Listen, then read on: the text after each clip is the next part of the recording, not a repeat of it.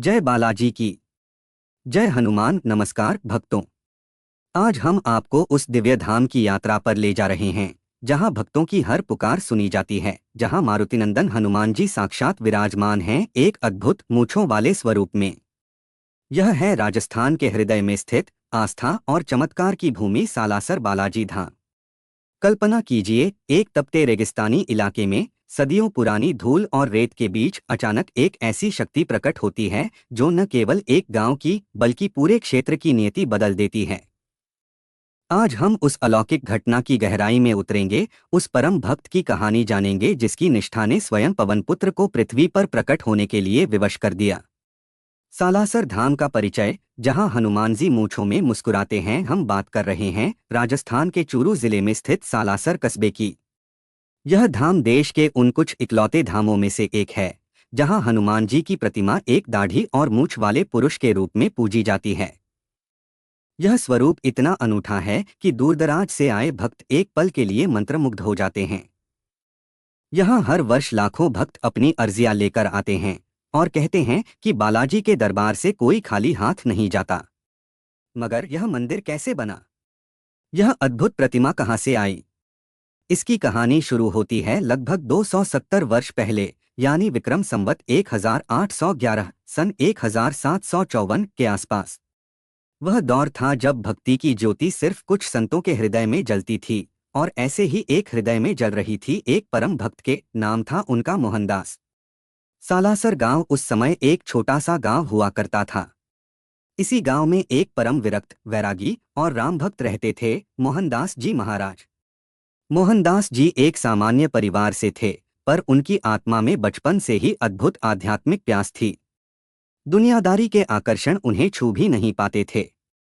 उनका मन हमेशा राम नाम और हनुमान जी की भक्ति में रमा रहता था। मोहनदास जी हनुमान जी को केवल देवता नहीं बल्कि अपना सखा, मित्र और गुरु मानते थे। उनकी दिनचर्या में जप, तप और निष्काम सेवा ही प्रमुख थी। वे अक्सर जंगल में एकांत में बैठकर घंटों ध्यान लगाते और पवनपुत्र से साक्षात दर्शन की कामना करते थे। उनकी भक्ति इतनी निर्मल और निस्वार्थ थी कि स्वयं बजरंगबली को उनकी पुकार सुननी ही थी। मोहनदास जी के लिए हनुमान जी सिर्फ कथाओं के नायक नहीं थे, वे तो उनके जीवन की धुरी थे। उन्हें विश्वास था कि उनके बालाजी अपने भक्त की पुकार पर किसी भी रूप में प्रकट हो सकते हैं। और इसी अटूट विश्वास ने उस घटना की नींव रखी जो आज एक विश्व प्रसिद्ध धाम बन चुकी है। अलौकिक घटना की सुबह, जहां चमत्कार ने जन्म लिया। यह बात है श्रावण शुक्ल पक्ष की नवमी, शनिवार का दिन था। आसपास के एक गांव जिसका नाम असाल्टा था, वहां एक जाट किसान अपने खेत में हल चला रहा था। असाल्टा और सालासर दोनों ही गांव आसपास थे, पर किसान इस सुबह अपनी रोजमर्रा की जिंदगी जी रहा था। उसे जरा भी अंदाजा नहीं था कि आज उसके हल की नोक केवल जमीन नहीं बल्कि इतिहास को भी पलटने वाली है। सुबह की पहली किरणें खेतों पर पड़ रही थीं और किसान पूरी लगन से काम कर रहा था। अचानक खड़ हल जमीन में किसी ठोस चीज से टकराकर रुक गया। किसान ने बार बार कोशिश की पर हल आगे नहीं बढ़ा। उसे लगा शायद कोई बड़ी चट्टान है। किसान ने कुदाल उठाई और उस जगह की मिट्टी हटानी शुरू की जहां हल अटका था। मिट्टी हटते ही जो दृश्य उसके सामने आया, उसने किसान को अचंभित कर दिया। मिट्टी के नीचे एक पत्थर की मूर्ति थी। किसान ने उस मूर्ति को पूरी सावधानी से बाहर निकाला। मूर्ति का प्रकट होना और किसान की विस्मय भरी पुकार, मूर्ति पूरी तरह से धूल और मिट्टी में लिपटी थी। किसान ने उसे साफ किया। जैसे ही मिट्टी हटी, किसान की आंखें आश्चर्य और विस्मय से फैल गईं। यह कोई साधारण पत्थर नहीं था, यह थी हनुमान जी की एक अद्भुत प्रतिमा। किसान ने घुटनों के बल बैठकर उस मूर्ति को निहारा। इस मूर्ति की सबसे अनोखी बात यह थी कि हनुमान जी के मुख पर दाढ़ी और मूछें बनी हुई थीं, जो आमतौर पर अन्य हनुमान मंदिरों में नहीं दिखती। यह रूप अत्यंत तेजस्वी, जीवंत और पुरुषार्थ से भरा हुआ था। किसान उस मूर्ति को निहारता रहा। उसके मुख से अनायास ही निकल पड़ा, जय बालाजी। वह समझ गया था कि यह मात्र एक पत्थर की मूर्ति नहीं है, बल्कि यह स्वयं पवनपुत्र का अपने भक्तों के प्रति प्रेम का साक्षात प्रमाण है। लेकिन अब क्या?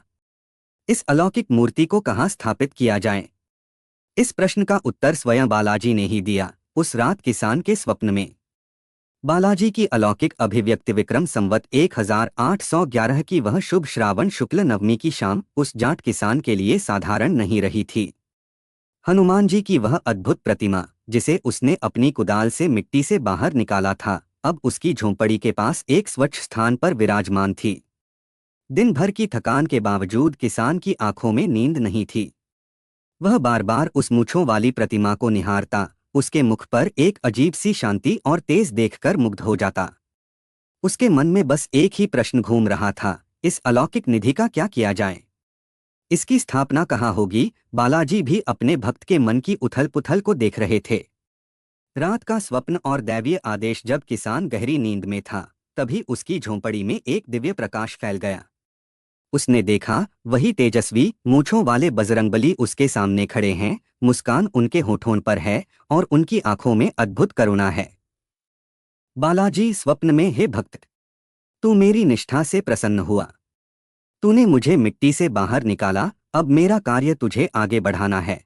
किसान स्वप्न में होते हुए भी भय और श्रद्धा से कांप उठा। उसने साष्टांग प्रणाम किया। किसान स्वप्न में, हे पवनपुत्र, मैं अकिंचन साधारण किसान हूँ, मुझे आज्ञा दीजिए। मैं इस अद्भुत प्रतिमा की सेवा कहाँ और कैसे करूं? बालाजी स्वप्न में, उठो। इस स्थान पर मेरी स्थापना नहीं होगी। मेरी इच्छा है कि तुम मुझे मेरे परम भक्त मोहनदास के पास ले जाओ। वह सालासर गांव में रहता है। मेरी स्थापना वहीं होगी। किसान चौंक उठा। मोहनदास? वह जानता था कि सालासर में एक परम विरक्त संत हैं, जिनकी भक्ति की चर्चा दूर दूर तक है। लेकिन बालाजी ने स्वयं उनका नाम लिया था। बालाजी, स्वप्न में, कल सुबह तू बैलगाड़ी में मुझे बिठाकर सालासर की ओर प्रस्थान करना। रास्ते में जहां गाड़ी स्वयं रुक जाए, वहीं पर मेरे लिए अखंड धूनी जलाई जाएगी और वहां से आगे जहां गाड़ी दूसरी बार रुकेगी, वही मेरा अंतिम स्थान होगा, जहां मेरा भव्य मंदिर निर्मित होगा। अब जाओ और मेरे आदेश का पालन करो। क्षण भर में वह दिव्य प्रकाश और रूप विलीन हो गया। किसान की नींद टूटी। उसका शरीर पसीने से लथपथ था, पर उसके मन में अद्भुत शांति थी। उसने तुरंत निश्चय किया कि वह बिना किसी देरी के बालाजी के आदेश का पालन करेगा। सालासर की ओर प्रस्थान। आस्था की यात्रा। सुबह होते ही किसान ने अपने गांव असलाटा में किसी को कुछ नहीं बताया। उसने सावधानीपूर्वक उस सुंदर बालाजी की प्रतिमा को अपनी पुरानी बैलगाड़ी पर रखा। भले ही वह एक साधारण किसान था, पर उस समय उसका मन किसी राजसी सेवक से कम नहीं था, जो स्वयं भगवान की सवारी लेकर चल रहा हो। रास्ता धूल भरा और उबड़-खाबड़ था, लेकिन किसान के हृदय में भक्ति का प्रेम मार्ग को सुगम बना रहा था। थोड़ी दूर चलने के बाद एक सुनसान जगह पर अचानक उसकी बैलगाड़ी बिना किसी कारण के रुक गई। बैल लाख कोशिश के बाद भी एक इंच आगे नहीं बढ़ पाए। किसान को तुरंत स्वप्न में मिले आदेश की याद आई। यह वही स्थान था जहां बालाजी ने अखंड धूनी जलाने का आदेश दिया था। किसान ने तुरंत आसपास से सूखी लकड़ियां इकट्ठी की और उस स्थान पर एक छोटी सी अग्नि प्रज्वलित की। उसने वहीं बालाजी से प्रार्थना की कि यह धूनी अनंत काल तक जलती रहे, भक्तों को शक्ति और शांति प्रदान करती रहे। आज भी सालासर धाम से कुछ दूरी पर स्थित अंजनी माता के मंदिर के पास वह स्थान धूनी मंदिर के रूप में जाना जाता है, जहां वह अखंड धूनी सदियों से जल रही है, जो बालाजी की प्रथम उपस्थिति का प्रतीक है। परम भक्त मोहनदास से मिलन। धूनी स्थान पर थोड़ा विश्राम करने और बालाजी को प्रणाम करने के बाद किसान ने फिर से यात्रा शुरू की। उसके मन में अब अधीरता थी। वह जानता था कि उसका अगला पड़ाव मोहनदास का गांव सालासर होगा। सालासर पहुंचकर बैलगाड़ी गांव के बाहरी छोर पर, जहां परम भक्त मोहनदास अपनी कुटिया में ध्यानरत रहते थे, अचानक दूसरी बार रुक गई। इस बार गाड़ी इस तरह से जमीन में धंस गई थी, मानो किसी अदृश्य शक्ति ने उसे वहीं जड़ दिया हो। बैल आगे बढ़ने को तैयार नहीं थे। किसान समझ गया, यही वह अंतिम स्थान था जहां उसके प्रभु ने स्थापित होने का निर्णय लिया था। गांव वालों ने जब उस किसान और उसकी बैलगाड़ी को देखा तो वे उत्सुक हो गए। यह कौन है और इसकी गाड़ी क्यों रुकी है? इन्हीं में से कुछ गांव वाले दौड़कर मोहनदास जी के पास गए। गांव वाला, महाराज, बाहर एक किसान आया है। उसकी बैलगाड़ी में एक अद्भुत मूंछों वाली हनुमान जी की मूर्ति है और वह गाड़ी आपकी कुटिया के ठीक बाहर रुक गई है, हिल भी नहीं रही। मोहनदास जी, जो अपनी साधना में लीन थे, यह सुनकर चौंक गए। उनके भीतर एक अलौकिक कंपन हुआ। उन्हें लगा जैसे उनकी वर्षों की तपस्या आज पूर्ण हो गई है। मोहनदास जी, चलो, मुझे दर्शन करने दो। मोहनदास जी ने जैसे ही बैलगाड़ी में रखी उस मूंछों वाली हनुमान जी की प्रतिमा को देखा, उनकी आंखों से प्रेमाश्रुओं की धारा बह निकली। उनके लिए यह केवल एक मूर्ति नहीं थी, यह उनके सखा का, उनके इष्टदेव का साक्षात प्रकटीकरण था। उन्होंने किसान के पास जाकर बिना कुछ पूछे साष्टांग दंडवत प्रणाम किया। मोहनदास जी, जय बालाजी, जय मेरे पवन पुत्र, तुम आ गए। मेरी वर्षों की पुकार सुन ली मेरे प्रभु। किसान ने देखा कि यह विरक्त संत उसी मूर्ति को देखकर वैसे ही आनंदित हो रहा है जैसे कोई बालक अपने बिछड़े हुए पिता से मिलकर होता है। किसान महाराज, आप ही मोहनदास हैं जिनके पास मुझे बालाजी ने भेजा है।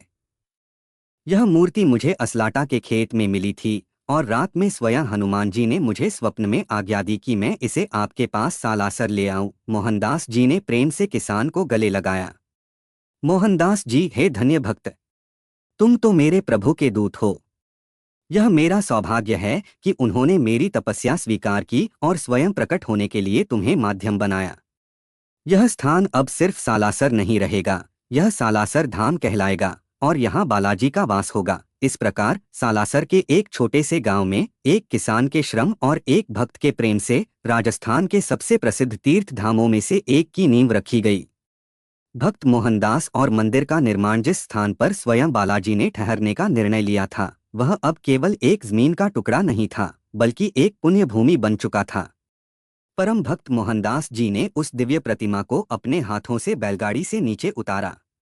उनके मन में अपार आनंद था, लेकिन साथ ही एक भारी जिम्मेदारी का एहसास भी था। मोहनदास जी के लिए बालाजी की सेवा करना जीवन का एकमात्र लक्ष्य था, लेकिन इतनी अद्भुत और तेजस्वी प्रतिमा को एक साधारण कुटिया में रखना संभव नहीं था। पवनपुत्र के लिए एक भव्य मंदिर का निर्माण आवश्यक था, एक ऐसा स्थान जो उनकी महिमा के अनुरूप हो। पर यह कार्य एक विरक्त संत के लिए इतना आसान नहीं था। मंदिर निर्माण के लिए धन चाहिए था, साधन चाहिए थे और सबसे जरूरी राजकीय अनुमति चाहिए थी। राव सालम सिंह का सहयोग, शासक और संत का मिलन उस समय सालासर गांव नागौर या कुछ कथाओं के अनुसार सीकर के ठाकुर राव सालम सिंह के अधिकार क्षेत्र में आता था। मोहनदास जी ने फैसला किया कि उन्हें राव सालम सिंह से मिलना होगा और उन्हें बालाजी के चमत्कार के बारे में बताना होगा। मोहनदास जी ने राव सालम सिंह के पास जाकर पूरी कथा विस्तार से बताई, कैसे असलाटा गांव में किसान को मूर्ति मिली, कैसे स्वप्न में आदेश मिला और कैसे बैलगाड़ी सालासर आकर रुक गई। मोहनदास जी, हे राव साहब, यह केवल एक पत्थर नहीं है, यह स्वयं पवनपुत्र हनुमान जी हैं, जो अपने भक्तों के उद्धार के लिए इस धरा पर प्रकट हुए हैं। मैं आपसे विनती करता हूं कि आप इस मंदिर निर्माण में सहयोग करें और हमें इसकी अनुमति प्रदान करें। राव सालम सिंह एक वीर योद्धा होने के साथ साथ धर्मपरायण भी थे। उन्होंने मोहनदास जी के मुखमंडल पर अलौकिक तेज देखा और उनकी बातों में सत्यता का अनुभव किया। लेकिन किसी भी नए देवता की स्थापना एक बड़ा निर्णय था। उन्हें एक प्रमाण चाहिए था। राव सालम सिंह महाराज, आपकी भक्ति पर मुझे संदेह नहीं है, लेकिन मेरे राज्य में इस मंदिर के निर्माण के लिए मुझे कोई अलौकिक संकेत चाहिए।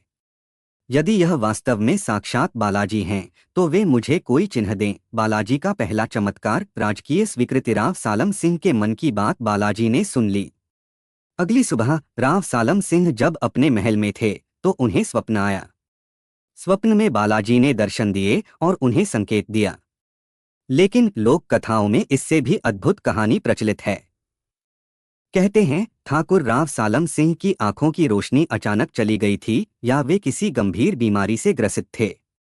वे कई उपचार करवा चुके थे पर कोई लाभ नहीं हुआ। जब मोहनदास जी ने बालाजी की कथा उन्हें सुनाई तो उन्होंने चुनौती दी, यदि आपके बालाजी सच्चे हैं तो वे मेरी आंखों की रोशनी वापस कर दें। मोहनदास जी ने बिना किसी संशय के मूर्ति के सामने प्रार्थना की और कुछ ही क्षणों में राव सालम सिंह को अपनी आंखों में एक तेजस्विता महसूस हुई और उनकी दृष्टि वापस आ गई। यह चमत्कार देखकर राव सालम सिंह नतमस्तक हो गए। उनका सारा संदेह दूर हो गया। वे तुरंत मोहनदास जी के चरणों में गिर पड़े और बोले, राव सालम सिंह, क्षमा करें महाराज, मैं अज्ञानी था। यह निश्चित रूप से साक्षात बालाजी हैं। मेरा पूरा राज्य और मेरा सारा धन इस मंदिर के निर्माण के लिए समर्पित है। आप जैसा चाहें वैसा भव्य मंदिर बनवाए। इस प्रकार राव सालम सिंह ने न केवल मंदिर निर्माण के लिए जमीन और धन उपलब्ध कराया, बल्कि उन्होंने यह भी सुनिश्चित किया कि निर्माण कार्य में कोई बाधा न आए। मंदिर निर्माण की शुरुआत और दैवीय सहायता अब मोहनदास जी की देखरेख और राव सालम सिंह के सहयोग से विक्रम संवत 1811 सन 1754 में शनिवार के दिन श्रावण शुक्ल दशमी को मंदिर निर्माण का कार्य शुरू हुआ। मंदिर का निर्माण साधारण कारीगरों द्वारा किया जा रहा था, लेकिन वहां का माहौल किसी यज्ञ से कम नहीं था। मोहनदास जी स्वयं मिट्टी उठाते, पत्थरों को तराशते और हर पल बालाजी के नाम जप में लीन रहते। उनकी यह निष्काम सेवा ही मंदिर की असली नींव थी। कथाओं में उल्लेख है कि मंदिर निर्माण के दौरान कई अद्भुत घटनाएं हुईं। सामग्री की पूर्ति, जब भी मंदिर निर्माण के लिए किसी विशेष सामग्री जैसे पत्थर या लकड़ी की कमी होती थी, वह रात भर में स्वयं कहीं से प्रकट हो जाती थी। गांव वालों ने महसूस किया कि यह स्वयं बालाजी हैं, जो एक गुप्त सेवक के रूप में निर्माण कार्य में सहायता कर रहे हैं। कारीगरों की ऊर्जा, निर्माण कार्य में लगे कारीगरों को कभी थकान महसूस नहीं होती थी। वे दिन रात काम करते, मानो उन्हें कोई अदृश्य शक्ति ऊर्जा दे रही हो। कहा जाता है कि मोहनदास जी अपने हाथों से प्रसाद बनाकर उन्हें खिलाते थे और वह प्रसाद ही उनके लिए अमृत तुल्य था। प्रथम प्राण प्रतिष्ठा, वह शुभ दिवस मोहनदास जी की तपस्या और सबके सहयोग से मंदिर का ढांचा जल्द ही तैयार हो गया। अंततः विक्रम संवत 1811 सन 1754 की कार्तिक पूर्णिमा के शुभ दिन उस अद्भुत मूंछों वाली हनुमान जी की प्रतिमा की विधिवत प्राण प्रतिष्ठा की गई। यह दिन सालासर के इतिहास में अमर हो गया। प्राण प्रतिष्ठा का समारोह इतना भव्य था कि दूर दूर से संत, महात्मा और आम जनता दर्शन के लिए उमड़ पड़े। वेद मंत्रों की गूंज, शंखों की ध्वनि और जय बालाजी के उद्घोष से पूरा सालासर गांव गूंज उठा। उस दिन मोहनदास जी ने बालाजी को प्रेम से चूड़ियां और एक विशेष वस्त्र अर्पित किया। यह आज भी यहाँ की एक अनूठी परंपरा है। चूंकि बालाजी ने स्वयं मोहनदास जी को दर्शन दिए थे, इसलिए यहाँ की पूजा अर्चना में गुरु शिष्य परंपरा की छाप साफ दिखाई देती है। मोहनदास जी ने मूर्ति की स्थापना के बाद मंदिर के पास ही अपनी एक कुटिया बनाई। उन्होंने कभी भी स्वयं को मंदिर का महंत या पुजारी नहीं माना, बल्कि वह जीवन भर बालाजी के सेवक बनकर रहे। मंदिर के बन जाने के बाद मोहनदास जी ने बालाजी के आदेश अनुसार वह स्थान भी निश्चित किया जहां अखंड धूनी जलनी थी। जैसा कि भाग 2 में बताया गया, यह धूनी उस स्थान पर स्थापित की गई जहां किसान की बैलगाड़ी पहली बार रुकी थी। यह अखंड धूनी आज भी लगभग 270 वर्षों से लगातार जल रही है। भक्तजन इस धूनी से भभूत राख को प्रसाद के रूप में लेते हैं, जिसे रोगों और कष्टों का निवारण माना जाता है। यह धूनी केवल अग्नि नहीं है, यह मोहनदास जी की तपस्या की अग्नि है, जो आज भी बालाजी के भक्तों को ऊर्जा और शक्ति प्रदान करती है। इस प्रकार भक्त मोहनदास की निस्वार्थ भक्ति, राव सालम सिंह के सहयोग और स्वयं बालाजी के चमत्कारों से सालासर बालाजी धाम की स्थापना हुई, जिसने आने वाले युगों के लिए भक्तों की आस्था का केंद्र बनना था। चमत्कारी कथाएं और लोक मान्यताएं। चमत्कार एक दृष्टि का वरदान अंधत्व निवारण की कथा उस समय की है, जब मंदिर को स्थापित हुए कुछ ही वर्ष हुए थे और भक्त मोहनदास जी स्वयं बालाजी की सेवा में लीन थे। मंदिर की प्रसिद्धि अभी दूरदराज के क्षेत्रों तक नहीं पहुंची थी, लेकिन आसपास के गांवों में मूंछों वाले हनुमान के चमत्कारों की चर्चा शुरू हो चुकी थी। एक बार राजस्थान के किसी दूरस्थ गांव से एक वृद्धा अपनी इकलौती पोती के सहारे सालासर धाम पहुंची। वृद्धा का नाम चमेली था। वह जन्म से तो नहीं, पर युवावस्था में किसी रोग के कारण अपनी आंखों की रोशनी खो चुकी थी। जीवन के सारे रंग उसके लिए काले पड़ चुके थे। अनेक वैद्य और हकीमों से उपचार कराने के बाद चमेली ने सब आशाएं त्याग दी थीं। लेकिन गांव की एक महिला ने उसे सालासर बालाजी की महिमा बताई थी। महिला ने कहा था, चमेली, दुनिया के डॉक्टर भले ही हार मान लें, पर जिस देवता को एक भक्त ने प्रेम से धरती पर प्रकट किया हो, वह कभी अपने भक्त को निराश नहीं करता। तुम एक बार बालाजी के दरबार में जाकर सच्ची श्रद्धा से रोकर देखो। वृद्धा चमेली अपनी पोती की उंगली पकड़कर कई दिनों की कठिन यात्रा के बाद सालासर पहुंची। मंदिर के द्वार पर पहुंचते ही वह फूट फूट कर रोने लगी। वह चिल्ला रही थी, पर उसकी आवाज केवल बालाजी बालाजी पुकार रही थी। मोहनदास जी ने जब वृद्धा को इस तरह विलाप करते देखा तो उनका हृदय करुणा से भर गया। वे चमेली के पास आए। मोहनदास जी, हे माई, क्यों रोती हो? किस दुख ने तुम्हें इतना व्याकुल कर दिया है? चमेली आंसू पोंछते हुए, महाराज, मैं अंधी हूं। मेरे जीवन में कोई रंग नहीं बचा है। मैं अपने पोती का मुख भी नहीं देख पाई हूं। मैंने सुना है कि आपके बालाजी बहुत चमत्कारी हैं। क्या मेरे इन कांच से हो चुके नेत्रों में थोड़ी सी रोशनी नहीं आ सकती? मोहनदास जी ने चमेली को सांत्वना दी। वे जानते थे कि यह परीक्षा उनकी नहीं बल्कि बालाजी की निष्ठा की है। मोहनदास जी, माई, हमारे बालाजी तो दया के सागर हैं। यदि तेरी भक्ति सच्ची है तो तेरी पुकार जरूर सुनी जाएगी। तू एक काम कर, आज रात यहीं मंदिर की धूनी के पास बैठ। लगातार बालाजी का नाम जप और कल सुबह जब मंदिर के पट खुलें तब पहली आरती से पहले तू अपनी आंखें खोलेगी। चमेली ने वही किया। पूरी रात वह धूनी की गर्मी में बैठी रही। उसके होठों पर केवल राम नाम और बालाजी का नाम था। उसकी पोती उसके पास सो रही थी। सुबह हुई।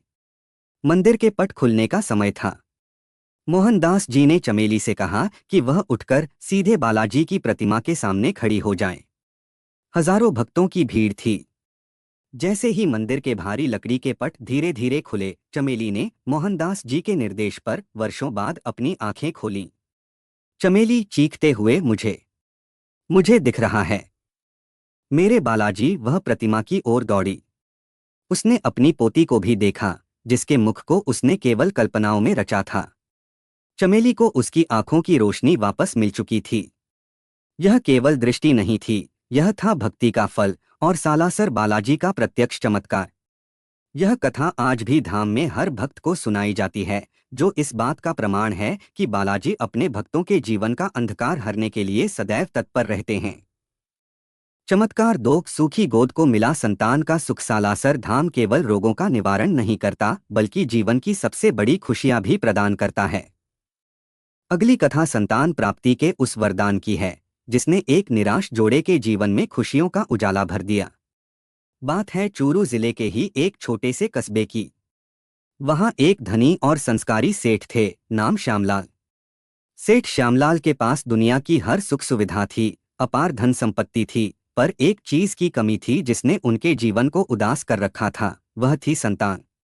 विवाह के कई वर्ष बीत जाने पर भी उनकी पत्नी पार्वती की गोद सूनी रही। उन्होंने बड़े बड़े मंदिरों में माथा टेका, अनेक अनुष्ठान किए, पर निराशा ही हाथ लगी। अंततः किसी ने उन्हें सालासर बालाजी धाम जाने की सलाह दी और वहां की संकल्प प्रथा के बारे में बताया। यह प्रथा भक्तों के लिए एक संकल्प लेने की प्रथा थी। सेठ श्यामलाल और पार्वती जी सालासर पहुंचे। पार्वती जी ने बालाजी की मूंछों वाली प्रतिमा को देखा और उनके हृदय में एक अजीब सी आस जगी। उन्होंने मोहनदास जी के वंशज, जो उस समय मंदिर की देखरेख कर रहे थे, उनके समक्ष अपनी व्यथा बताई। पार्वती जी, बाबा, हमारे जीवन का सारा सुख फीका है। बस एक बार बालाजी हमें संतान का सुख दे दें तो हमारा जीवन सफल हो जाए। मोहनदास जी के वंशज ने उन्हें संकल्प लेने की विधि समझाई। वंशज, बेटी, सालासर बालाजी को सच्ची श्रद्धा से एक वचन दो। तुम यहाँ संकल्प ले लो। इसका मतलब है तुम बालाजी से यह मन्नत मांगकर एक विशेष धागा संकल्प बांध दो और यह संकल्प लो कि यदि तुम्हारी मनोकामना पूरी हो गई तो तुम अपने पहले बच्चे के साथ यहाँ पवनसुत हनुमान की सेवा के लिए आओगी। पार्वती जी ने रोते हुए संकल्प लिया। उन्होंने पूरी श्रद्धा से मंदिर के खंभे पर संकल्प बांधी और बालाजी से प्रार्थना की, हे मेरे बालाजी, मुझे संतान दीजिए, मेरा विश्वास मत टूटने देना। सेठ श्यामलाल और पार्वती जी अपने घर लौट गए। उनके मन में शांति थी क्योंकि उन्होंने अपना भार बालाजी के चरणों में छोड़ दिया था। और फिर अगले ही वर्ष उनके घर खुशियों ने दस्तक दी। पार्वती जी ने एक स्वस्थ और सुंदर पुत्र को जन्म दिया। उनकी सूनी गोद भर गई। सेठ श्यामलाल और पार्वती जी आनंद से फूले नहीं समाये। वे अपनी मन्नत, अपना संकल्प भूल नहीं सकते थे। बच्चे के जन्म के कुछ समय बाद ही वे पूरी धूमधाम से बालक को लेकर सालासर धाम पहुंचे। उन्होंने मंदिर में बालाजी के चरणों में मस्तक नवाया, अपना संकल्प पूरा किया और बालाजी के दर्शन किए। उस दिन से यह संकल्प प्रथा सालासर धाम की एक अटूट पहचान बन गई। आज भी दूर दूर से निःसंतान जोड़े संतान प्राप्ति के लिए या गंभीर रोगों से मुक्ति के लिए या किसी बड़ी विपत्ति से निकलने के लिए सालासर में संकल्प की सांकल बांधते हैं और बालाजी की कृपा से उनकी मनोकामनाएं पूरी होती हैं। चमत्कार 3 डाकुओं से रक्षित हुई धन की गठरी। सालासर बालाजी केवल आध्यात्मिक संकटों से ही नहीं बल्कि भक्तों को सांसारिक और भौतिक संकटों से भी बचाते हैं। यह कथा एक ऐसे व्यापारी की है जिसे डाकुओं ने घेर लिया था और कैसे बालाजी ने उसकी रक्षा की। पुरानी कथा है, एक बार मोहनदास जी के जीवन काल के बाद उनके वंशज मंदिर की सेवा कर रहे थे। एक व्यापारी नाम कन्हैयालाल अपनी बैलगाड़ी में कीमती सामान और मुद्राएं धन भरकर सालासर से होकर गुजर रहा था। वह सालासर में रुककर बालाजी के दर्शन कर चुका था और अब अपने गंतव्य की ओर बढ़ रहा था। राजस्थान के वे रास्ते उस समय सुरक्षित नहीं थे। कई बार डाकू और लुटेरे यात्रियों को लूट लेते थे। अंधेरी रात में सुनसान जंगल के बीच अचानक कन्हैयालाल को घोड़ों की आवाज सुनाई दी। कन्हैयालाल, जय बालाजी, जय बालाजी। उसने डर के मारे अपनी आंखें बंद कर लीं और जोर जोर से बालाजी का नाम जपना शुरू कर दिया। थोड़ी ही देर में डाकुओं के सरदार ने अपनी पूरी टोली के साथ उसकी बैलगाड़ी को घेर लिया। डाकू सरदार गर्जना करते हुए, ऐ व्यापारी, तेरे पास जो भी है चुपचाप हमारी हवाले कर दे। विरोध किया तो यहीं जिंदा गाड़ दिया जाएगा। कन्हैयालाल का शरीर कांप रहा था पर उसके होठों पर बालाजी का नाम जारी था। उसने हाथ जोड़कर कहा, कन्हैयालाल भाई, मैं निर्धन हूं पर मेरे पास यह जो धन है यह मेरे और मेरे परिवार के जीवन का आधार है। कृपा करके इसे मत लूटो। डाकू सरदार हंसा और अपने एक साथी से कहा, जा, इसकी गठरी और बैलगाड़ी में जो कुछ भी है सब लूट लाओ। डाकू का साथी जब बैलगाड़ी के पास पहुंचा तो उसने देखा कि गाड़ी में केवल रेत की बोरियां और कुछ पुराने कंबल पड़े हैं। धन की गठरी वहां गायब थी। डाकू ने आश्चर्य से सरदार को बताया कि वहां कोई धन नहीं है। सरदार को विश्वास नहीं हुआ। वह स्वयं बैलगाड़ी के पास गया। उसने कन्हैयालाल से पूछा, ओ मूर्ख, तूने अपना धन कहाँ छिपाया है? कन्हैयालाल हैरानी से, मैंने धन कहीं नहीं छिपाया है, मैंने तो केवल बालाजी का नाम जपा है। डाकुओं को लगा कि व्यापारी उनसे मजाक कर रहा है। उन्होंने जमीन पर और आसपास खूब तलाशी ली पर धन का कोई नामो निशान नहीं मिला। अंततः निराश होकर और व्यापारी को चेतावनी देकर डाकू वहां से चले गए। जैसे ही डाकू ओझल हुए, कन्हैयालाल ने बैलगाड़ी में देखा और चमत्कार, जो धन की गठरी गायब हो गई थी वह ठीक उसी जगह पर सुरक्षित रखी हुई थी। कन्हैयालाल समझ गया यह उसके मूंछों वाले बालाजी का किया था। उन्होंने डाकुओं की आंखों पर एक मायावी पर्दा डाल दिया था जिससे उन्हें धन की गठरी रेत की बोरियां दिखाई दी थीं। कन्हैयालाल तुरंत वापस सालासर धाम लौटा। उसने बालाजी के चरणों में माथा टेका और अपने सारे धन का एक बड़ा हिस्सा मंदिर के लिए अर्पित कर दिया। यह कहानी आज भी भक्तों को यह सिखाती है कि सालासर बालाजी अपने भक्त के धन, जीवन और सम्मान की रक्षा के लिए किसी भी क्षण प्रकट हो सकते हैं। धाम की अद्वितीय परंपराएं और आस्था का आधार। सालासर धाम की महिमा केवल चमत्कारों तक सीमित नहीं है बल्कि इसकी कुछ अद्वितीय परंपराओं में भी निहित है जो इसे अन्य हनुमान मंदिरों से अलग करती हैं। एक अखंड धूनी की महिमा और भभूत का प्रसाद। जिस स्थान पर किसान की बैलगाड़ी पहली बार रुकी थी वहां मोहनदास जी ने स्वयं अखंड धूनी प्रज्वलित की थी। यह धूनी पिछले 270 वर्षों से भी अधिक समय से निरंतर जल रही है और यह मोहनदास जी की तपस्या का प्रतीक है। इस धूनी की राख भभूत को यहाँ आने वाले भक्त अत्यंत पवित्र मानते हैं। यह माना जाता है कि इस भभूत को लगाने से असाध्य रोग दूर होते हैं, भूत प्रेत बाधाएं समाप्त होती हैं और नकारात्मक ऊर्जा घर से बाहर चली जाती है। बालाजी के दर्शन करने के बाद हर भक्त इस धूनी से भभूत अवश्य लेता है। 2 मूंछों वाला स्वरूप और सुसज्जा। सालासर धाम की प्रतिमा का सबसे बड़ा आकर्षण हनुमान जी का दाढ़ी मूंछ वाला स्वरूप है। यह रूप उन्हें एक वीर पुरुष और तेजस्वी संरक्षक के रूप में दिखाता है, जो अपने भक्तों की रक्षा के लिए हमेशा तैयार हैं। इसके अलावा यहाँ की परंपरा के अनुसार भक्त बालाजी को पुरुषों के वस्त्रों के साथ साथ चूड़ियाँ कंगन भी अर्पित करते हैं, क्योंकि मोहनदास जी बालाजी को अपना सखा मित्र मानते थे और उन्हें श्रृंगार प्रेम से अर्पित किया जाता था। 3 बालाजी को अर्पण सवामणि और ध्वजा ध्वजा। सालासर धाम में एक और प्रसिद्ध परंपरा है सवामणि की। जब भक्तों की मनोकामना पूरी होती है तो वे यहाँ आकर सवामन लगभग 50 किलोग्राम लड्डू या अन्य प्रसाद तैयार करवाते हैं और बालाजी को भोग लगाकर उसे सभी भक्तों में बांट देते हैं। यह परंपरा भक्ति और समर्पण का भव्य प्रदर्शन है। साथ ही मंदिर के शिखर पर ध्वजा चढ़ाने की भी एक परंपरा है, जिसे चढ़ाने के लिए भक्तों को कई महीनों तक प्रतीक्षा करनी पड़ती है। यह ध्वजा उनकी सफलता, विजय और पूर्ण भक्ति का प्रतीक होती है। इस प्रकार सालासर धाम केवल एक मंदिर नहीं, बल्कि एक जीवित तीर्थ है, जहां हर चमत्कारी कथा बालाजी और उनके परम भक्त मोहनदास जी के अटूट प्रेम और विश्वास की गाथा गाती है। प्रिय भक्तों, हमने सालासर बालाजी धाम की यात्रा असलाटा के खेत में मूर्ति प्रकट होने से लेकर मोहनदास जी की भक्ति, राव सालम सिंह के सहयोग और बालाजी के चमत्कारों तक सफलतापूर्वक तय कर ली है। लेकिन कोई भी तीर्थ तब तक पूर्ण नहीं होता जब तक हम उसके संस्थापक के त्याग और वैराग्य को न समझ लें। सालासर धाम की कथा का सबसे शुद्ध और प्रेरक अध्याय स्वयं भक्त मोहनदास जी का जीवन है। भक्त मोहनदास निष्प्रह सेवा और वैराग्य की पराकाष्ठा। मंदिर की भव्य प्राण प्रतिष्ठा के बाद मोहनदास जी के लिए जीवन का लक्ष्य बदल गया था। वह अब केवल एक संत नहीं, बल्कि साक्षात बालाजी के सेवक और गुरु के रूप में पूजे जाने लगे। देश भर से धन, प्रसाद और श्रद्धालु आने लगे, लेकिन इन सब का मोहनदास जी पर कोई प्रभाव नहीं पड़ा। कथा कहती है कि जब भव्य मंदिर का निर्माण पूरा हो गया तो कई लोगों ने मोहनदास जी से कहा कि उन्हें अब इस मंदिर के महंत का पद संभालना चाहिए और इस विशाल संपत्ति का प्रबंधन करना चाहिए। मोहनदास जी, यह धन मेरा नहीं है, यह मंदिर मेरा नहीं है, यह तो केवल मेरे सखा मेरे बालाजी का है। मैं तो केवल उनका एक तुच्छ सेवक हूँ। सेवक कभी स्वामी नहीं बन सकता। उन्होंने मंदिर से थोड़ा हटकर एक छोटी सी कुटिया बनाई और अपना शेष जीवन उसी कुटिया में बिताया।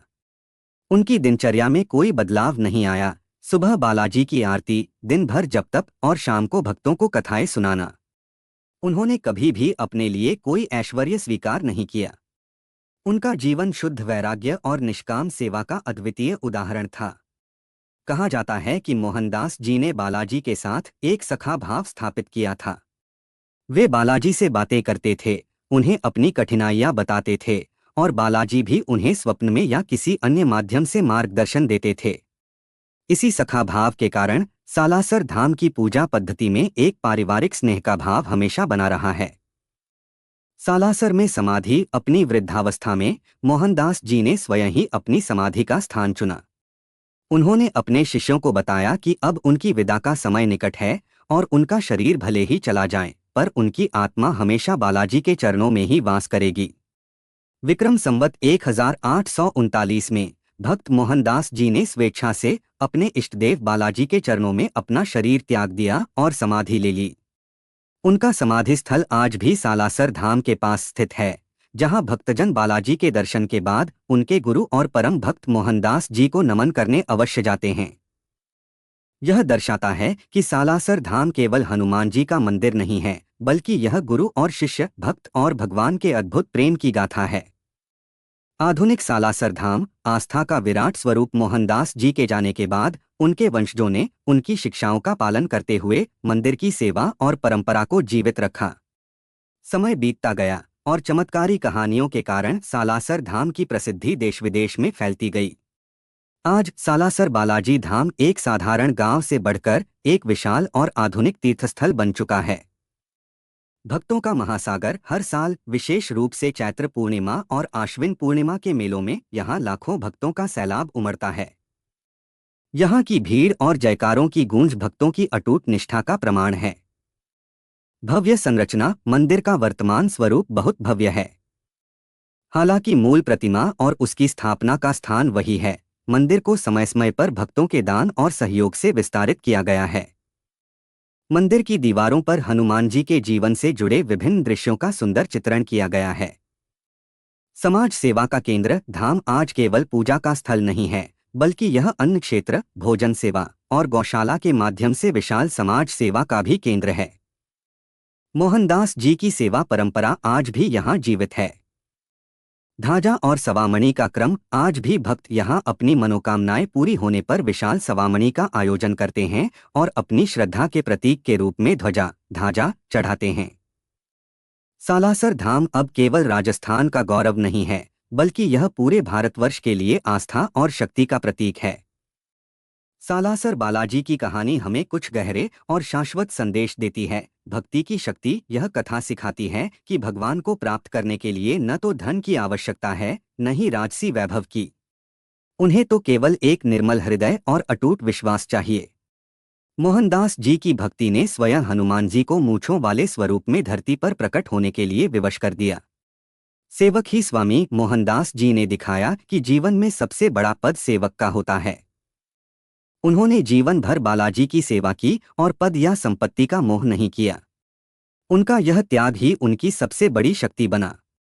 कर्म और धर्म का समन्वय। किसान जाट का कर्म हल चलाना और मोहनदास जी का धर्म भक्ति जब एक साथ आए, तभी यह अलौकिक धाम स्थापित हो सका।